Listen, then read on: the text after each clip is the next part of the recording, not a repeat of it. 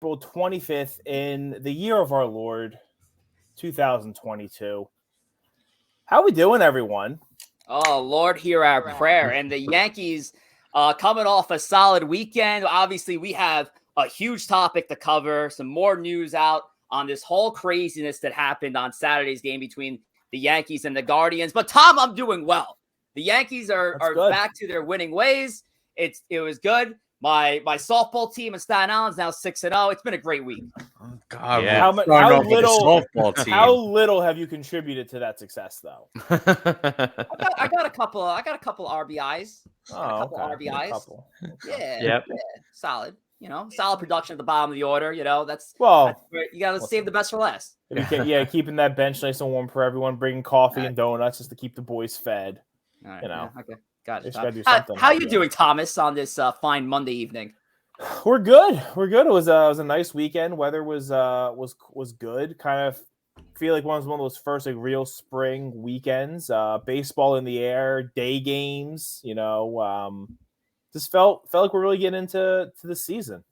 Yeah. How about our Mets fans? Oh, listen, I'll tell you what. I know it's spring over here, but I was enjoying the desert out there in Vegas this last weekend. I almost threw a few bucks out on the Mets to win the World Series because, listen, I tell you what I'm liking. 5 series in a row to start the season that they have won. So I am very happy following this weekend. We're in first place. We got the most wins in baseball right now. I'm a happy camper. So what you're saying is you had so much faith in the Mets, yet you wouldn't put any money on them to win the World Series. Is that true?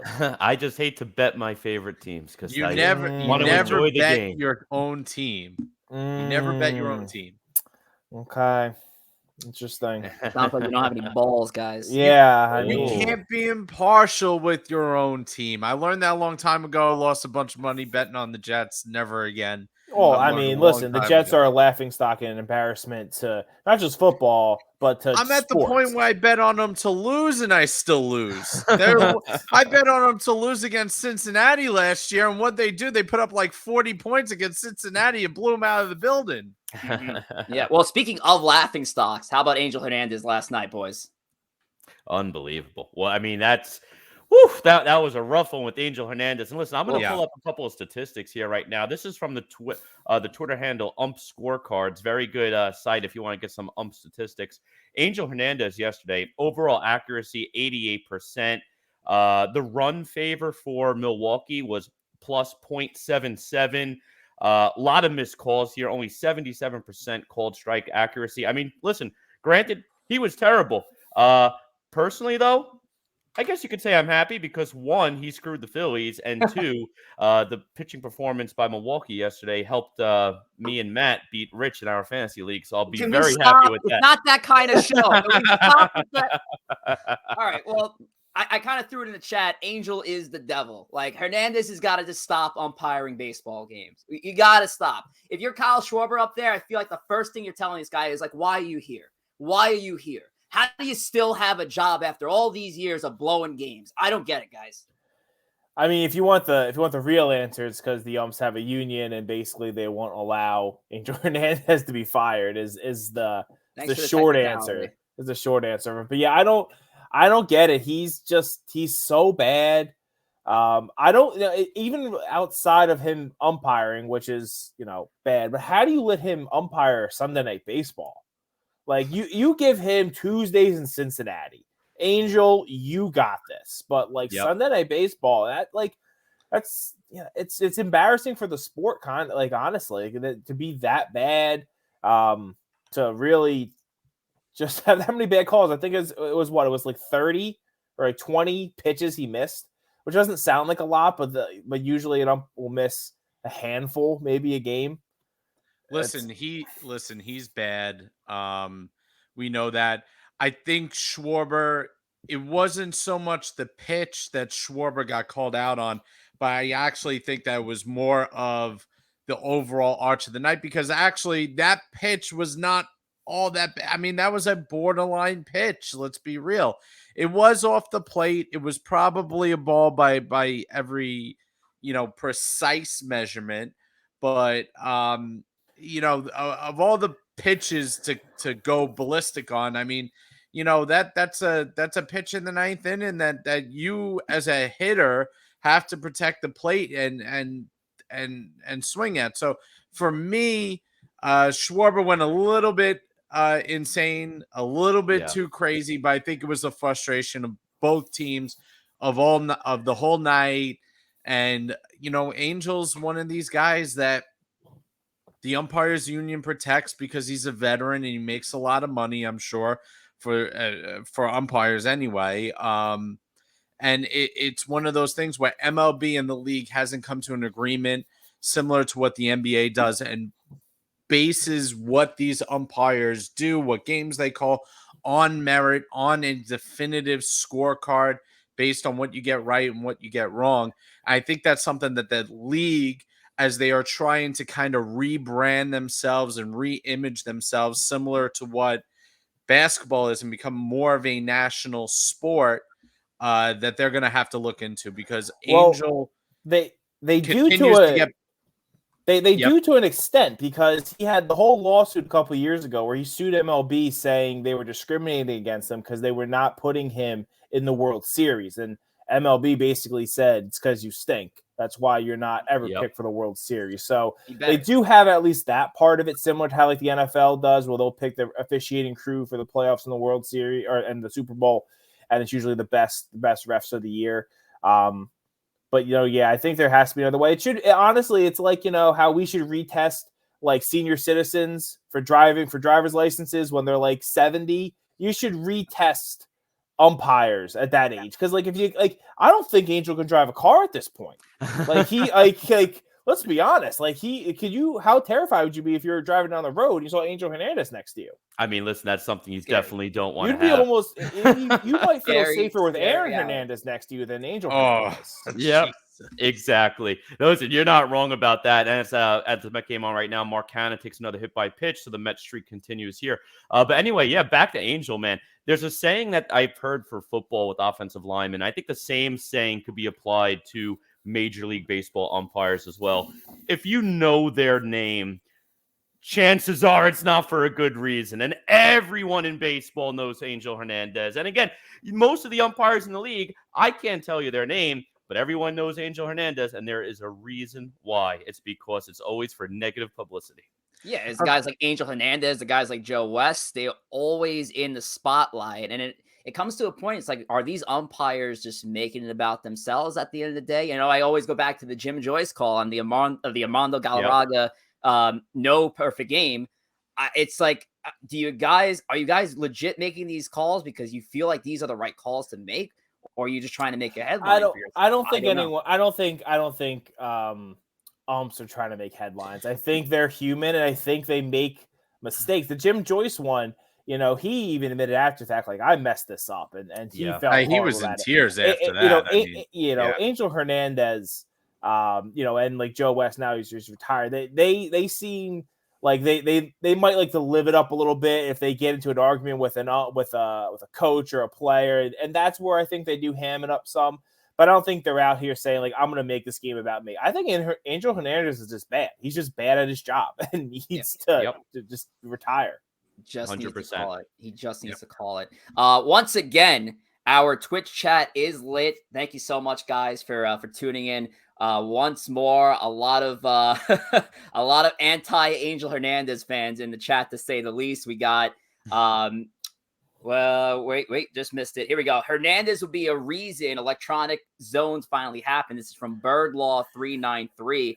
That is certainly a comment that I was seeing tossed around on Twitter. It's calls like that you have more and more fans and baseball people alike are saying, hey, I think it might be time to upgrade this technology and kind of take more of the human element out of the game in upgrading to those electronic strike zones.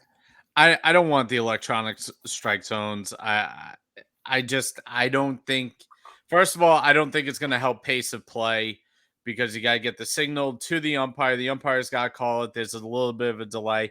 And I don't think hitters and pitchers always like it.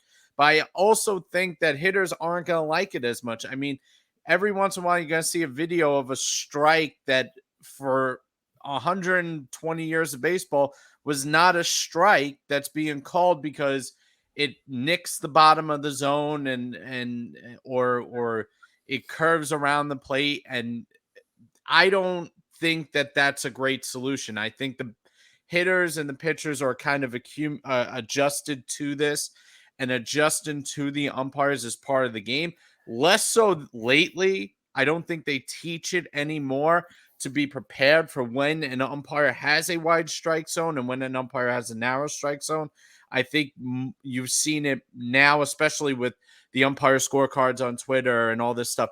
I think the game of baseball, instead of evolving with it, has become, no, the strike zone is the strike zone. It doesn't change for batter. It doesn't change for a hitter. It's you need to be within your zone and not adjust. Goes the same with the shift. You don't have to adjust. You shouldn't have to adjust. Hit it over the shift. Hit it, out of the ballpark. But I don't see that as the right way. This has always been the case. You always know when I think the issue is, one, cameras are, just better and better, and you could really see, when things are a strike and when things are a ball. And 20 years ago, when we weren't watching in HD, you probably couldn't tell. It was like, oh, that might have been a strike. It might not have been. You can't exactly tell. And I think just players in general in all sports have just really turned on officials. Now, a lot of it is officials not really doing their job, but now it becomes, like we were saying, the call that is just off the plate, and they're freaking out as if it's a ball that's a foot out. And I think that just makes it worse. That makes the umps want to show the players up, which they shouldn't, because they should kind of know their role in the whole situation, again, in all sports. But they're human, and they're getting yelled at every game. And I think that's where, again, when a player starts yelling back, they're quick to toss them. We've gone through this in football too. I mean, football has become a sport where you can see every inch that the ball advances on the field, that a human umpire also, or line judge, cannot see at such a precise level. So for us as a fan, technology has advanced so far that we want every single call 100% right at all times. And I think you kind of lose something with that, especially with the strike zone, especially, in a blowout game in the 8th or 9th inning, the strike zone expands when you're up 12 runs. It does. That's a matter of fact. The strike zone expands when it's a 16-inning game. That's a fact. You don't get that with the robot umpires. And again, they're rarities, but they're part of what makes baseball baseball.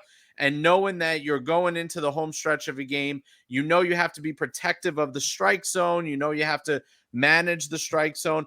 I don't like bringing robots into it and computers into it and the calibration and all this stuff. I think the game is the game, and I think that that's a great part. I think we've just become spoiled to have that little tiny box in front of home plate that instantly tells you whether it's a ball or strike. Which isn't always right. Isn't always right. And that's the other thing. That ball was so close to the strike zone that Schwarber flipped out on. And, we see on Twitter, we see some of these quote unquote balls where a piece of the ball hits the black line now on these boxes. I don't know if that's a strike or a ball. I think that is determined on field during that time. And at the end of the day, that those pitches are borderline, and that's part of the game. And you have to adjust as that part of the game's going. Definitely. And I think with the umpires too, again, I don't know how official the stats are from the umpire scorebooks, which I just said, but I think the umpires also need to be held accountable for their calls. All right. Listen, you're going to miss a call now and then. It happens. But if you're generally slightly high, let's say you're calling a slightly high strikeout the whole game, goes both ways, so whichever team adjusts the best is going to be in the best position to win the game. And that's just because they're the better team. They're the better players. They adjusted. Umpires should also be held accountable. I'm sorry. Angel Hernandez's name is always coming up. And if that umpire scorebook that I showed before is a consistent model for Angel Hernandez, I'm sorry. There needs to be some sort of action in Major League Baseball. I don't know if the strike zone, being the robot strike zone, is the way to go. I'm neutral on it. I don't have a strong opinion for or against. but I think the umpires also need to be held accountable. I'm against it. I always like the human element of either it's a ball or strike because it makes headway, and then we have a topic to talk about opening up the podcast, especially when it's not Yankee or Met related here on Empire State of Baseball. And welcome back to the show, guys, and we really appreciate you guys tuning in. But the best way to tune in, and if you don't know already, and obviously if you're here on Twitch, you did the right thing, but pass this along to your friends on how to join in on the fun. Where the hell is my thing? Here it is. Join us here on Twitch. Subscribe to Empire State of Baseball and make sure to download the Twitch app because that's the best way to get instant notifications of when the show goes live. We're also probably going to be having some shows where we can call them extra innings, but some extra shows, during the week if a big story breaks or if we're maybe possibly doing a watch party on a big game. You'll get instant notifications of when we go live. So make sure to download the Twitch app and subscribe to Empire State of Baseball on Twitch. And of course, stay tuned to more fun stuff on our show. All right, we're going to move forward with our first Yankee topic of the day. And it's still very prevalent, still a very prevalent topic because there's more and more news coming in on what happened during Saturday's fracas at Yankee Stadium. Of course, if you're living under a rock, Yankees and Guardians playing a game on Saturday. Yankees making a comeback in the 9th inning. There's a ball hit off the left field wall. The left fielder, Stephen Kwan, who's had a hot start this year, crashed into the fence. And, of course, a lot of Yankee fans were jeering at him. Miles Straw on the Guardians climbs up the fence and gets into it with a Yankee fan. That video surfaced today of what was actually said between the two. I mean, it's probably about 50% of actually what happened based on what we saw in the audio and video there. And then, obviously, followed off with a walk-off win by Gleyber Torres. The fans out in right field started pelting the Guardian players with trash. Some Yankee players went out there and said, hey, stop it. Judge us down. We're like, hey, let's calm down. A crazy incident happened at Yankee Stadium. So I'll toss it to Tom first on the Yankee side because I you know what, I'll be honest. I'm gonna audible this. I want to throw it to Corey or Joe. I want to hear their thoughts on this before we get our thoughts. Let's say handing it off to the Mets fans. Go ahead, guys. Sure. Yeah. I mean, listen, we've seen this happen a few times. I know as a Met fan, we usually joke about the Phillies being the trash fans. And sorry if there's any Philly fans here in the chat today. But listen, it's a part of the game. I don't think there's really a place for fans to be throwing it, but we do see it across baseball. I actually am happy to see some of the Yankee players going out there trying to say, hey, listen, guys, you better chill out a little bit. But listen, it's a hard scenario for MLB to judge. I think really the only way you could go about approaching that in baseball is you identify the fans who are doing it, give them a ban from that stadium. Boom. It's as simple as that, really. Players, if you're a fan, you should not be throwing garbage on the field. I mean, at absolute minimum, you're littering and should be hit with a fine for that, from that ballpark specifically. But it's a very tough scenario to judge because the emotions of the game take not only a hold of the players, but the fans as well. While I'm sitting at home watching games, sometimes I'll be cursing at the TV and I might go on a Twitter rant saying, oh, I want to throw stuff on the field, blah, blah, blah, blah, blah. But to actually go ahead and do it in person, don't really want to do that. What are your thoughts, Joe? Listen, there's no excuse for what the Yankee fans did. I know Straw had a little bit of a strong reaction out in left field. I think the emotions of both getting the game tied and his friend, being banged up after a hard collision against the wall, and that was a hard collision, was probably a little emotional from Straw and Mercado at that particular point in time. As you could probably understand, I think the competitive juices kind of got to him. Of course, we don't know what more is said. The video kind of starts after the players are starting to kind of go towards left field. But this, I believe, is a particular problem and something that I am concerned with as a fan looking at the Yankee fan base in particular, that these events are becoming more often in Yankee Stadium. And I don't know. Remember last year we had the baseballs being thrown on the field in April. If you want to go back to as far as Cliff Lee's wife getting spit on and whatnot, and Kjerstad during the playoff game, which is the exact reason why he didn't sign with the Yankees. And I'm not sure if this has become a theme with the Yankee fans as the drought has gone on from a World Series, as they've gotten more and more accustomed to winning, and now they're no longer in that position where the dominant team in baseball. It does happen everywhere, but it seems to be a more collective problem at Yankee Stadium, at least in recent years, from what I've seen. And the technology exists in these ballparks to identify fans that throw things on the field. They should be banned from life. They should never be allowed in the stadium again, period, end of story.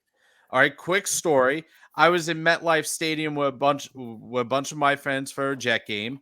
Our buddy got pulled out of his seat because he looked like somebody that the facial recognition said was banned from the stadium.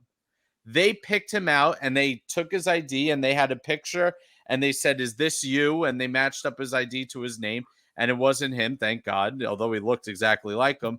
But this is one thing that is able to be done, and the Yankees as an organization, I don't know if they've released a statement. The Yankees should release a statement and say this is completely unacceptable, and anyone caught throwing things on the field will be banned for life from the stadium. So I don't know exactly.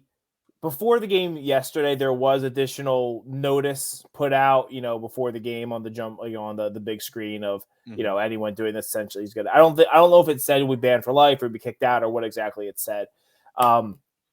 So I mean, it's of my opinion that the people throwing stuff on the field, they're not fans. They're not Yankee fans. They're people who went to the stadium to get drunk, to be assholes, and to cause a scene. Like, that's what they were there to do. They probably couldn't name 8 guys on the Yankees. They're just there to, it's Saturday, it's 1:00. They were at Stan's and Billy's. They were there probably right when they opened, hammered, and that's what they were there to do.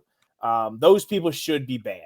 100%. People that throw stuff on the field, let alone full or half full beers. I'm not I think there is a difference now granted, no one should throw stuff on the field, but you throw an empty water bottle on the field is one thing. They hit one of the umpires in the back with a half full beer. Yeah. Those people banned. You are banned for life. Nobody throwing Walters is unacceptable. Yeah. The only time it's acceptable to throw something on the field in a baseball game is the opposing team hits a home run and you take the ball and you throw it back on the field, not at someone, chuck it back. That's the only time you should do that. Yeah, the interesting situation today was the Miles Straw reaction. So Miles Straw came out after the game saying the Yankee fans are the most classless fans in all of sports or all of baseball or whatever he said. And, from the perspective of what we saw on Saturday, it's hard as a Yankee fan to defend Yankee fans after that. Video came out today of what was said, most of what was said out in left field, which also should have nothing to do with happening in right field, but I guess we'll get to that. Yeah. Yankee fans. The Yankee fans yelling at. They were kind of yelling at everyone. The worst thing we heard in the video, which was about half of it, was Quan, stay down. And then someone said what was it? Tell Terry Francona to go fuck himself. Yeah. Which, let's be honest, that's basically hello New York. So if that's the word, and at that point, Straw, I'm sure he's pissed, right? The game's tied.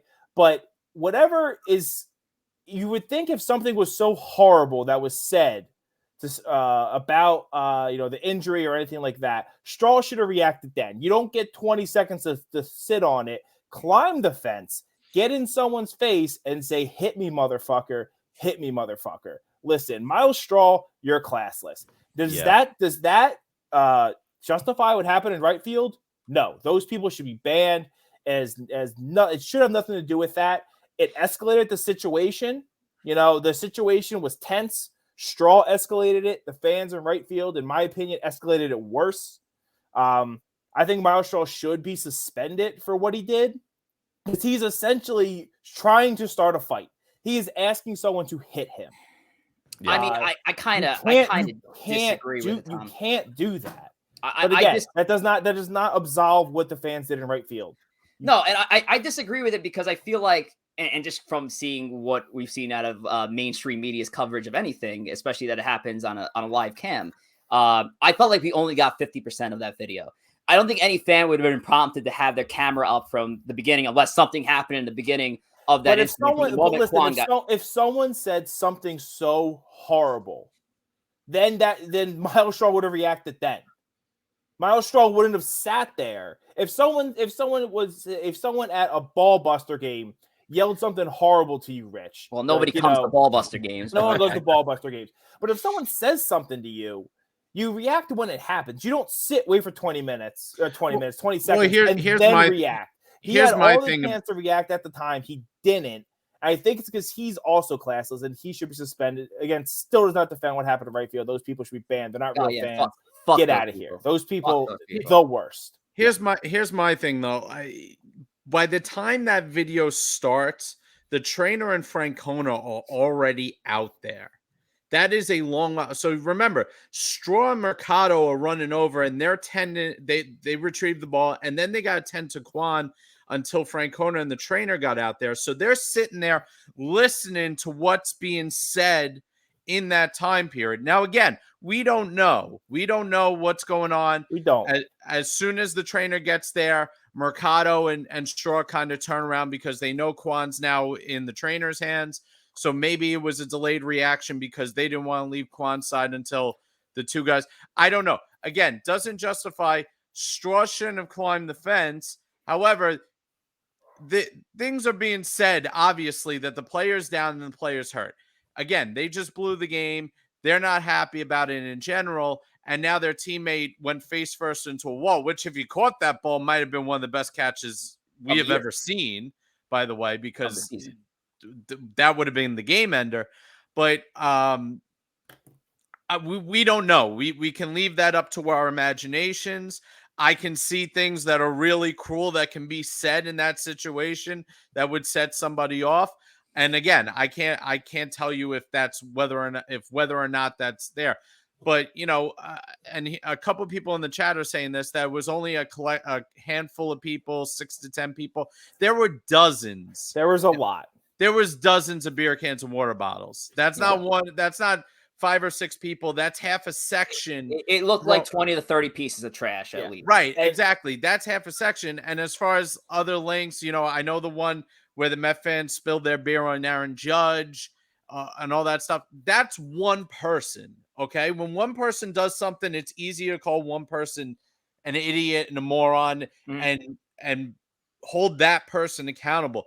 The thing that the Yankee fans did, and some baseball fans across the league, and I won't just single out the Yankee fans, but when these situations happen, it is now a collective effort, because what happens is it's a couple idiots that start it, and the rest of the people around them are like, well, they're not going to get caught if we all start doing it. Correct. And that's what develops into the situation. I don't think are baseball fans or football fans or hockey fans or basketball fans of those games. I think that they're there to just drink and have and just to be assholes. One last thing I just wanted to make the point on it. I do think there's also a factor that Myles Straw came from Houston, was an Astro. Already has probably. Tom, actually, I don't think any fan throwing garbage knew that Myles Straw was an Astro. But no, but I think Myles Straw. Like George Springer. No, it's not Altuve out there. But Myles Straw, I think, already did not have a good opinion of Yankee fans. Well, that might be true. When he drove to the stadium that day, he probably already thought that, as he's heard enough "fuck Altuve" chants in his time. Yeah, that doesn't. I just think that's a part of it where he's predisposed to because it's not like the Yankees and the Guardians are big rivals. He's already a bit predisposed to not liking Yankee fans. Yeah, I'm with you. Fuck Altuve, but I'm with you. Corey, get in there, man. Yeah, let me call out one thing. I want to call out JR Yankee 63 in the chat right now. I know he said, and I agree with this comment 100%. First, no excuse for garbage throwing. I 100% agree with that. As a fan, you're attending a stadium, you should not be throwing garbage on the field. Plain as simple as that.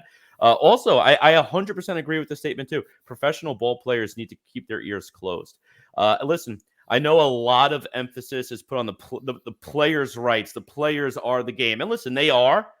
The reason they have a job is because of the fans. I know players sometimes, and not every player, this is a select few, think they're God's gift to earth and they want all the money. They're like, oh, the game wouldn't exist without me. No, the game wouldn't exist without the fans because we're the ones paying your salary. So keep your ears closed. Obviously, if someone's cursing out your family and making very personal gestures, I'd get pissed too and I'd probably say something. But keep your ears closed and focus on the game. I think we need. Raj says, luckily Ron Artest wasn't in the outfield. I think in certain situations we need better ushers out there, and ushers need to be quicker to pull people, because before every game I've gone to in any sport, there's always we don't allow rude behavior, profanity, shouted, hostility, people being like publicly way too drunk. And I think teams across sports need to do a better job at handling that and getting those people out, because again, they're not fans. They're there to drink, and that's the other thing. And we'll let go after this. Baseball is supposed to be the different sport. All right, I avoid going to football games because of the natural hostility in the stands. Baseball's supposed to be different. Baseball, you're supposed to bring your kids to the game. You're supposed to be able to sit there with your family. Other sports aren't like that. Hockey has a natural hostility to it. Basketball has become a very confrontational sport. We all know the players have rabbit ears in basketball because the fans are so on top of the players, unlike the other sports.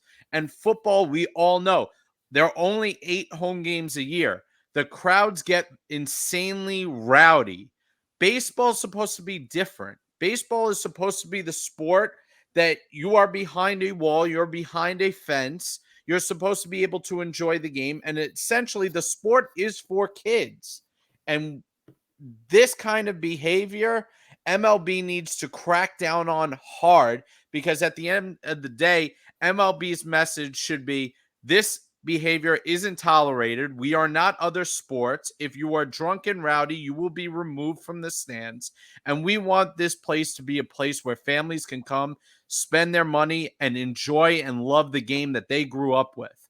And that's, to me, why baseball needs to crack down on this so hard and take action to ban fans like this for life. Yeah, I love it. And we could definitely stress more on it.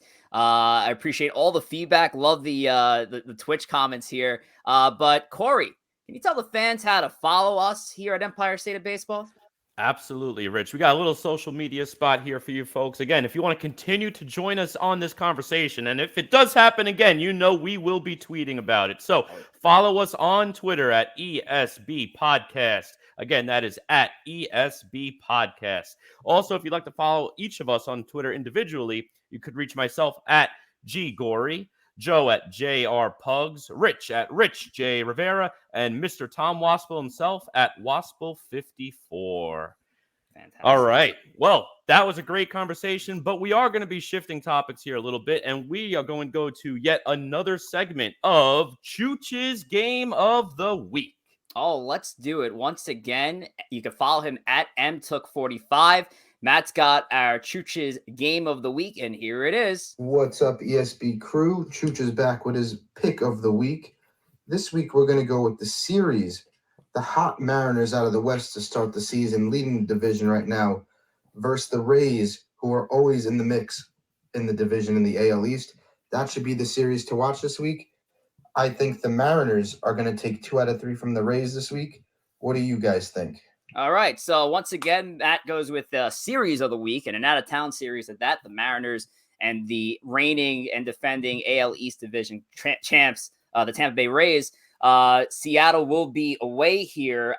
I guess we could pick it up with tomorrow afternoon's matchup. You got Logan Gilbert on the mound, the young stud for Seattle, who's 2-0 with a .54 ERA, against Matt Whistler, who was also off to a good start, a 2.45 for him. Guys, what do you have in this matchup? Yeah, go on, Joe. I like the Mariners. Listen, if you can look around baseball and pick one team to have 5 years from now, is there any team that looks like they have more young talent than the Mariners do. Maybe the Chicago White Sox, but the Mariners are, I'm telling you, it might be this year, but in a year or two, they are going to be the class of the AL West. They have depth in the outfield galore. If Kalenic and Julio Rodriguez pan out, they got a couple more guys. They got Trammell as well. They have a young core and a nucleus that's coming up. I think they're going to be one of the surprising teams of this year and going forward. Gilbert's looking great. I think they have more young pitching depth coming behind them. I think that they, going forward in the next maybe even 3 years, are going to be probably the team to beat in the AL. Maybe next to the Blue Jays. The Blue Jays is another one. In the next 5 years, who would you rather take other than the Mariners and Blue Jays with the talent that they have in their system right now?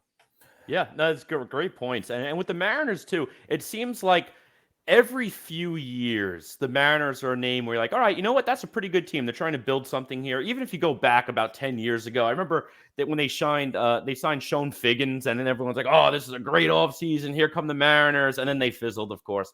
But I agree. I think they're a very good young team, a little bit ahead of schedule in terms of the rebuild. Right now, again, first place. It's still early, but right now they are first place by a game over the Angels. They're a fun team. And I'd like to see, I like to see them beat the Rays. I think it's a great series. I'm going to roll with Chooch here. I'm going to say Mariners win 2 out of 3. Listen, did I do any research into this? Nope. No, I did not. But I can support the Rays losing, so I'm rolling with the Mariners. Yeah, I'll make it unanimous as well. You guys talk about some of the organizations to be excited about in Seattle. I think are none one of the best. I think outside of that, you gotta talk about the Tigers, who have a lot of young studs coming up, and hell, even within the NL East. Obviously, I'm not gonna talk about the Mets. It's so great, but we'll talk about the Marlins. The Marlins have a lot of guys coming up in the system that you get very excited about. They obviously need a couple guys on the major league level, but as far as the Mariners are concerned, yeah. This is a team that's a year away, and if even maybe this year, away from a complete team with guys that are in their farm system and guys who are going to be contributing on the major league level. I think the Mariners got the Rays in this one as well. I'll say they take the series 2 games of 3. So I actually, Rich, rather. I want to call out Rich because I know you mentioned the Marlins also. And to me, the Marlins and the Mariners, not only because they both start with them, but I think they're in the same situation where it seems like every few years, everyone gets high on these teams and they fizzle out. And the Marlins do it all the time, where once every 5 to 6 years, they'll go on a big spending spree. They'll bring up this guy. They got this top prospect. I will never trust the Marlins until they actually do it. They are a garbage organization, garbage franchise. I actually like the Mariners. I think the difference is the Mariners will spend money. They have spent money in the past. And one guy they spent money on, we're going to talk about in a little bit here. But they've shown the will to spend. It doesn't always work out because maybe the player was past their prime or just, again, didn't work. But I do think if the Mariners can lock, especially with the contracts we've been seeing recently in baseball, where, you go and you don't let the young players hit free agency. You buy out their last few years of arbitration. You give them one of these like 8-year, $180 million contracts, lock them into in their early 30s. That it's been in vogue, and the Mariners can do that with some of these young studs. They're going to be in really good shape moving forward, as teams like the Astros might lose a step. The A's are a dumpster fire. The Angels spend money and just always find a way to, blow it and ruin Mike Trout's career. And whoever else is in the AL West that I'm forgetting, I'm assuming is also bad. Who am I missing? As we lost Rich here for a minute, he'll be right back. But listen, the Mariners are there. There's 3 things to this. One, that the Mariners have finally broken the thing down and built it back up correctly. They have an infusion of talent that is top level. I mean, they have 5 prospects that were probably in the top 50 that are now on their major league roster. They have an assortment of veterans like a Mitch Haniger that are there. like now a Jesse Winker, guys that can help this team develop, help these young players develop. They are developing a pitching staff the proper way. I think they have the GM that's going to decide to make moves when he feels is necessary. So I think that is the first part. The second part is the AL West as a whole has kind of come back to them. I think we are seeing kind of the end of the line for that Houston dynasty right now. I don't know if you can call it a dynasty, but run of dominance within the division. They were into, I think they've made the ALCS something out of like 5 out of 7 years. It's something like that. They've been, and for as much as it hates me to say, because I hate them, they have been very good for quite a while now. Right. And the Angels, we all have question marks with. The Texas Rangers spent an absorbent amount of money. Team. But I think that they're going forward. I don't know how much talent they have on the farm to supplement that going forward. They definitely do not have as much as the Mariners, but I don't think they're ready to contend. They don't have the pitching depth at all.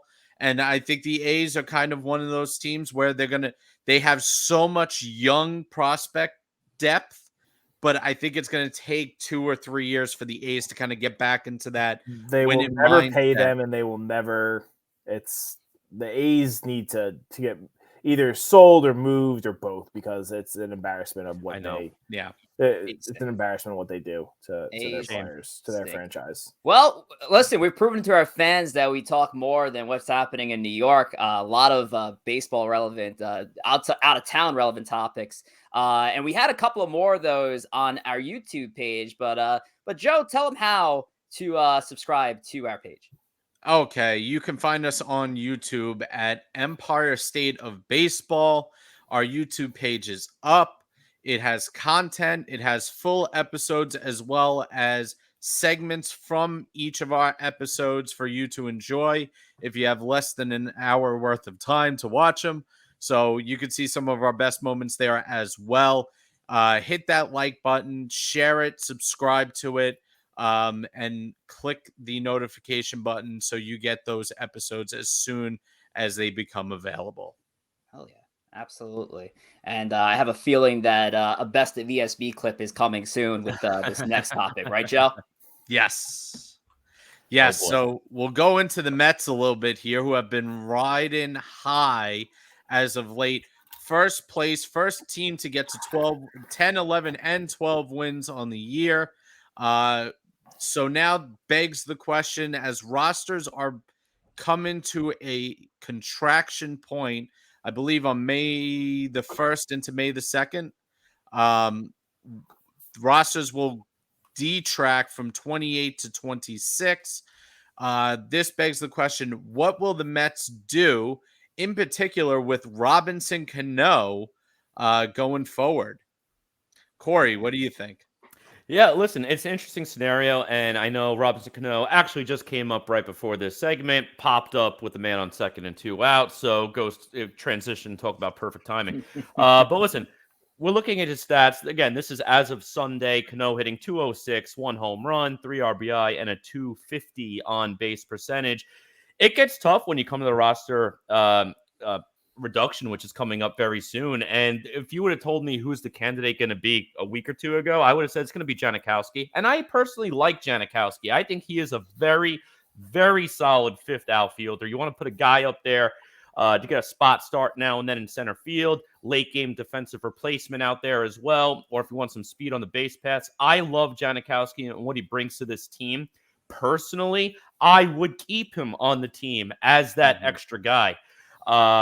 Would I cut Cano? Me personally, I will. I don't think it's going to happen. I think there's just too much money locked up in this player. With there being still a year, basically 2 full years. You got about a year and 3/4, we'll say, left on his contract. Yeah. I think they're going to ride it out at least for this year.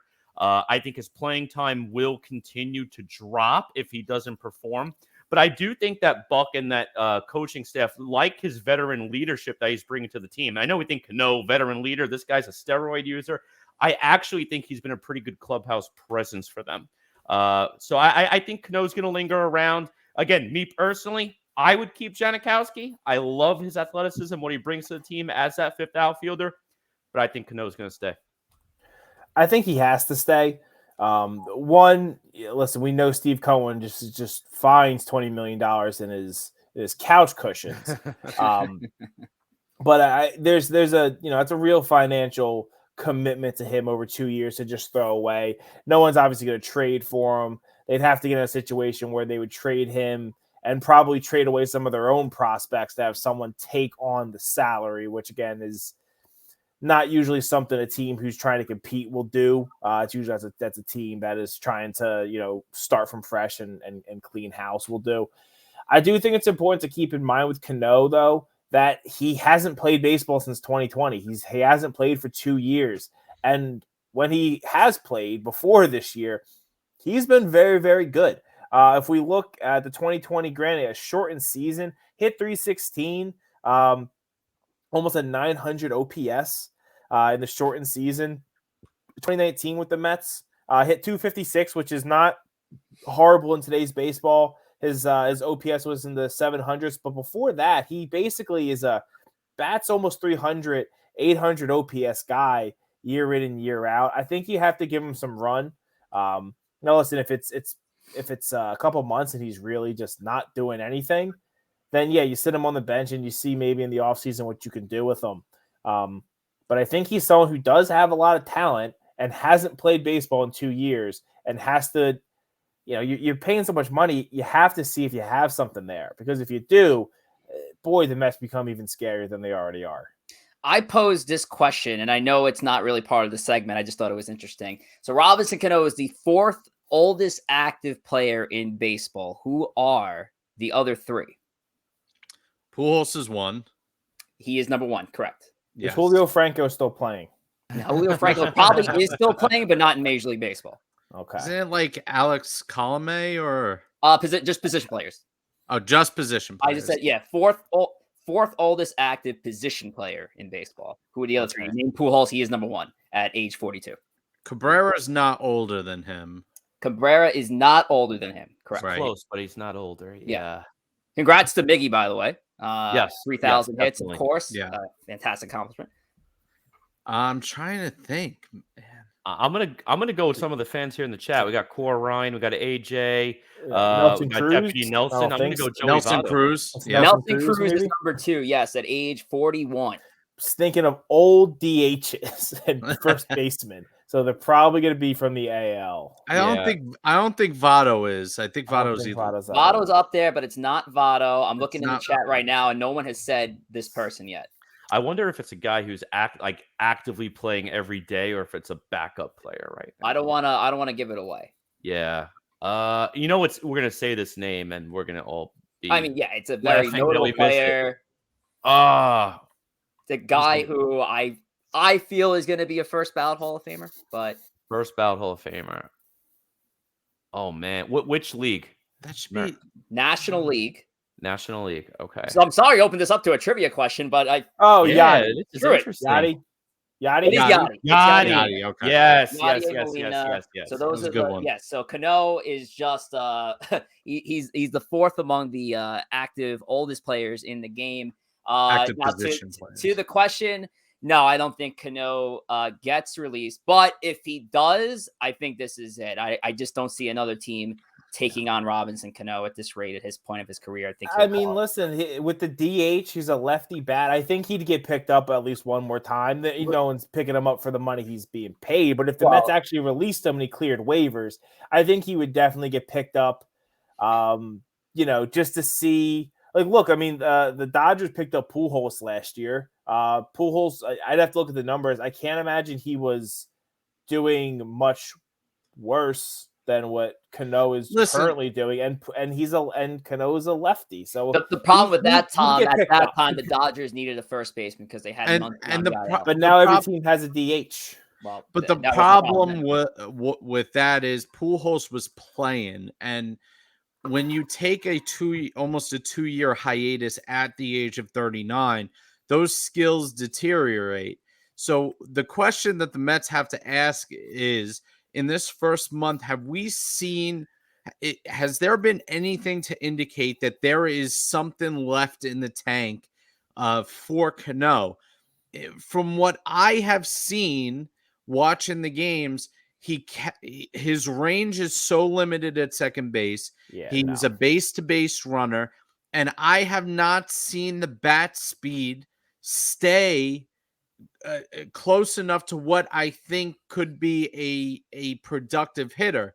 You have that potential. Yes, if you're talking about the 26th man on the bench, would you rather have Robinson Cano or some random, bench play, the average bench player? Probably you'd rather have Robinson Cano.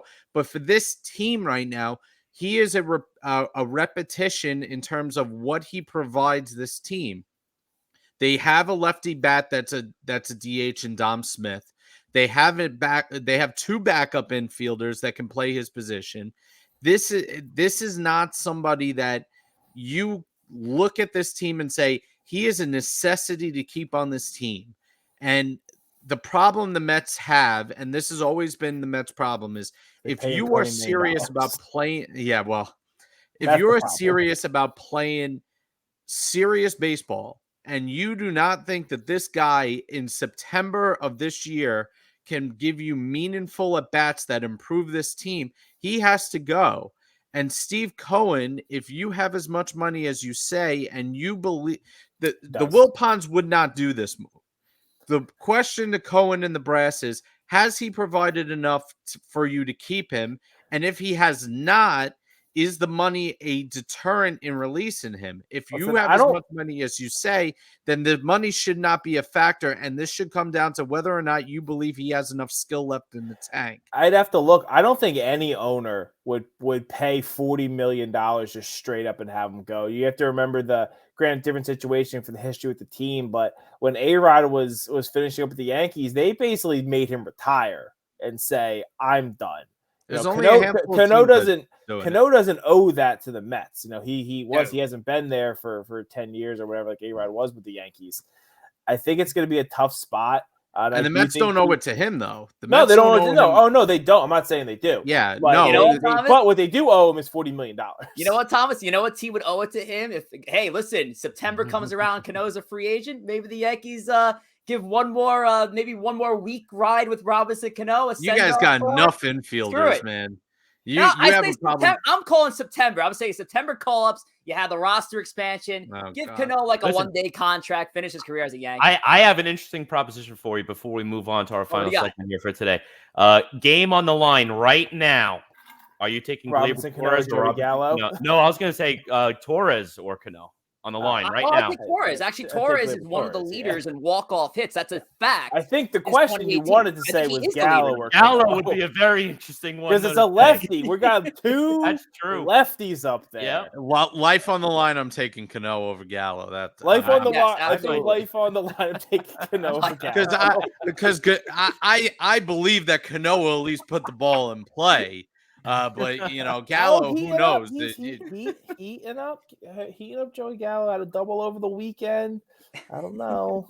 But if you're in terms of the Mets, the skill set that Janikowski brings an extra dimension. Yes, he is a bench player, but he has plus speed and he can play any outfield position. Cano can only play second base on the end. If you really, really want to, he can play first base. But again, you have two first basemen. You have two guys who can play second base. There is no reason for him to be here unless you believe that going forward, he's going to find something again. And to me, I don't have that trust in him at the moment. So $40 million is a lot of dollars. We can pay you. We can pay you to lose, or we can pay you not to be here. I mean, listen. Could we have the next Bobby Bonilla?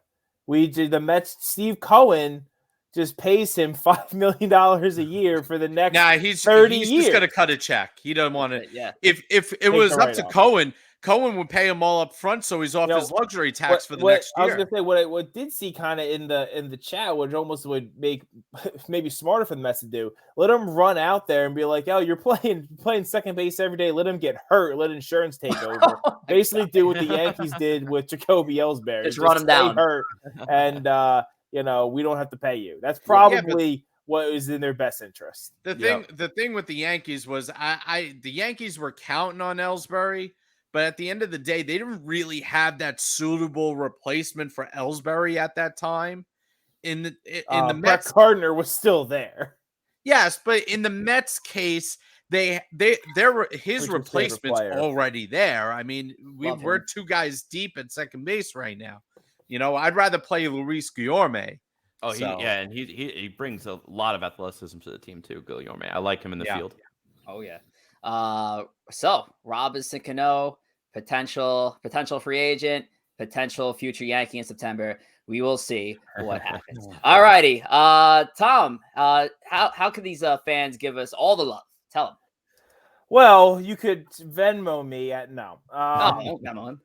Yeah, no. So, you're watching us on Twitch. Definitely make sure you are subscribing to us on Twitch. Also, our YouTube channel to see full episodes and clips that we will take from tonight's episode. You also can follow us on Empire State of Baseball on Instagram and ESB Podcast on Twitter. Hell yes, absolutely. What is everybody drinking tonight? Let us know in the Twitch chat. Corey, just what do you have right there? I know you pulled your beer up toward the camera. Yeah, I had a shout out from Raj7191 in the chat to ask what I'm drinking. I'm drinking a Founder's Dirty Bastard tonight. So, all right, a Robinson Cano, if you will. Perfect transition from that segment. I got Steve Austin's Broken Skull from El Segundo. Hell yeah, brother. There you American go. Lager, and that was totally Hulk Hogan and not Stone Cold Steve Austin. But yeah, Joe, what are you drinking? Yeah, I feel like you have something on you. No, I usually drink my Arnold Palmer. Little bitch. Okay, let's move on. I'm just going with some water tonight. I figure yeah, you guys suck. All right, let's wrap things up with a new segment on tonight's show. It's a segment that Tom and I kind of put together on our old Savages in the Bronx, but this is a new era. This is Empire State of Baseball. So we're going to expand our Yankee horizons to Queens as well. And what we're doing here is Tom and I are going to team up. Corey and Joe are going to team up. Corey and Joe are going to come at us with a Met player, could be former, could be active, based on a few hints. Tom and I are going to present Corey and Joe with a Yankee player based on a few hints. So I guess we'll start off. Tom, you want to hit Joe and Corey with our guy? Yeah, so we can give any kind of hints, right? Yeah. Okay. Just don't give his first and last name, please. Yeah. This individual had an over 20-year career. We going back and forth, Rich. We didn't really rehearse this. Yeah, we didn't really rehearse this. This guy played 2 years with the Yankees, 2004, 2005, former teammate of Robinson Cano and an all-star. Former teammate of Cano and an all-star, 20-year career. 20-year career. 3 times an all-star, once with the Yankees. Yes. So Jason Giambi. Giambi didn't play 2 years with the Yankees. He played I more. wish. I love Jason Giambi. 2 years with the Yankees, 2004, 2005. Oh boy, 2000. Position player. This is a pitcher. A pitcher, okay. 2004, 2005. Randy Johnson was signed 2005. So very good, very, very good. It's not Randy Johnson. Yeah. You are. It's not necessarily close, but it is a smart guess. Area. Okay. It's not a Hall of Famer. Not a Hall of Famer. Not a Hall of Famer. But a guy, and 3-time All-Star. He pitched for 1, 2, 3, 4, 5, 6, 7, 8 teams. Yep, journeyman. 18. Got around. He in the beginning of his career, he was pretty stable, and then he started to move around at the end, like a lot of guys can do at the end of their career. So far, we don't have any correct guesses in the chat. What about El Duque? Oh no, that's 90s. That's yeah. Not El Duque. Yeah. I love that Kevin Brown guess, AJ, but it's not Kevin Brown. It was a good guess. It was a good guess. Bartolo in the chat, also a good guess, not correct. He's a reliever though. So starters. A reliever. Okay, so we're going deeper into the reliever hint. Not a Hall of Famer. 04. Mike Stanton. No. No. In his best Early season with the 90s. Yankees, he had a 2.21 ERA where he was an all-star. He was the setup man to Mariano Rivera that year. Kevin Wood was later. Didn't also We pitch do 20 have years. a correct guess in the chat, guys. Don't look if you're trying to guess here. We do have a correct guess in the chat. Okay. Oh boy. I feel like David Robertson was behind. Way too, Little too late. Yeah. Way He was too More new. than 2 years. too late. Yeah. Corey, Joe, any final guesses? Am I just wrong by saying, did his son play in the league? His son is a Major League Baseball player in the league now. I don't know if he's on a Major League roster, but his son has had a pretty good career. Yes. You got me on this. Yankee Tom Gordon. Tom Gordon. Yeah, Phillies closer for a while. I think was he with the Phillies right before or right after the Yankees? Phillies, yeah. He was with. He started his career in KC for 8 years, Boston for 4. He did basically finish up with Philly. He pitched 3 games with the D-backs in 2009. Gotcha. Okay, but yeah, he was the Phillies closer for at least 1 year. Had 34 saves 1 year. He probably bridged the gap to Brad Lidge. Probably. Yeah. He just missed out. No, he would have won. He would have won the World Series with the Phillies. I have a fun Tom Gordon fact, or not really a fact, but a random Tom Gordon moment. Okay. Going way back on one of the 2K baseball games, which were absolutely trash. I agree with Raj. I like the MVP. I was playing with the Chooch in the chat. M took 45. And we were doing a franchise simulation. We had Tom Gordon in like single or double A because he was trash. He was like a 60 in that game because it was like 09. And somehow he put up like a 0.05 ERA or something ridiculous. And he went up to like an 85 overall. Like, oh my God, what happened here? So the game glitched because he had such a great year in single A. That's just a random fun Tom Gordon fact. Tom Gordon facts. Right. I love it. All right, Met fans, what do you got for us? All right. David Wright. No, we went deep into the archives here. So this Mets player played an 18-year career with in baseball, had 2 separate stints with the Mets. Olerud? No. Not Olerud. Okay. Has he ever going down? If we're going down a little more of a 2 separate stints with the Mets. Yeah. We'll give you Olerud. Did Ventura come back? Nope. Not Ventura. Let's go. I'm gonna go Al Leiter. Good guess, but not Al Leiter. I'm gonna give you another hint here. Yep. Joe said eight different teams. The team he played the most seasons with, not games. The team he played the most seasons with is this team. The Cincinnati Red Stockings. Yes. Thank you. This was a gift from Sean Lock 30 in the chat. Thank you, Sean. Most seasons with the Cincinnati Reds. Position player or pitcher? Position player. Position player. If you can call it that. Okay. So first baseman. You're saying you went back for this one. Oh, they said, damn. He played with the Mets in 1998. Oh. And in 2000 and 2001. Oh, so he lost the World Series. Multiple. Okay. And he is retired. I mean, I would assume. Yeah, so. I hope so. Or else he would have made my list. It was back at Julio Franco. Oh, man.